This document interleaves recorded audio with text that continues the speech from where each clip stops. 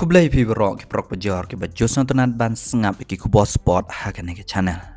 Ti perlok haba pai sika jing kini ban yo rung saka round ko bakan riu haka UEFA Champions League.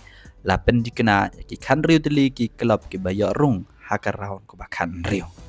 Napdeng ki kan riu teli day tang nakari inlan kata day nakalik English Premier League.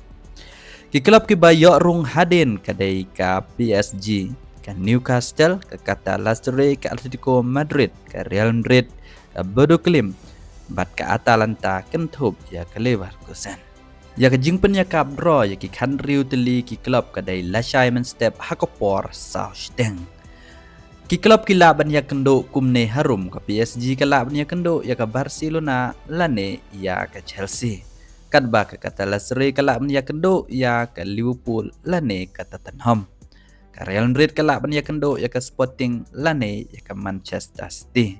Kadba ke Atalanta ke laban ya kendo ya ke Arsenal lane ya ke Bayern Munich. Haba pai pat ke Newcastle ke laban ya kendo ya ke Chelsea lane ya ke Barcelona. Atletico Madrid ke laban ya kendo ya ke Tottenham lane ya ke Liverpool. Bodo Glimt ke laban ya kendo ya ke Manchester City lane ya ke Sporting. Ke Leverkusen ke laban ya kendo ya ke Bayern Munich lane ya ke Arsenal.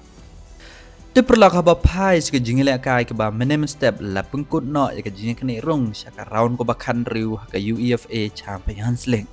La saki don kumba satu lagi klub ki bajo banana ki bajo yo rung saka round ko bakan riu ke UEFA Champions League.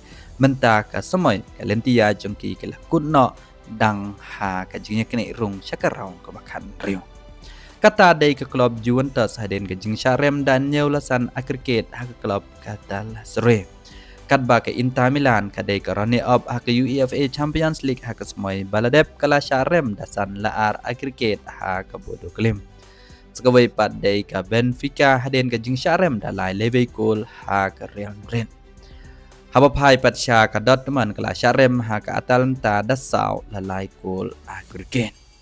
Haba pai pat ke PSG ke layak rung dah ke besar cak rang ke bakan riu haden ke jingjob dah san la saukul akhir persya ya ke Monaco.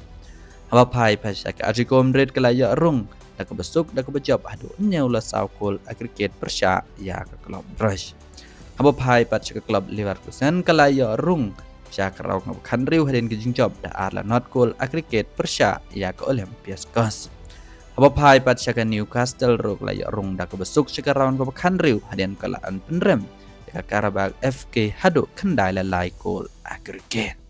Di perlok tangkine terhadap mengenai kendo ke waipat ke video kublai shibona.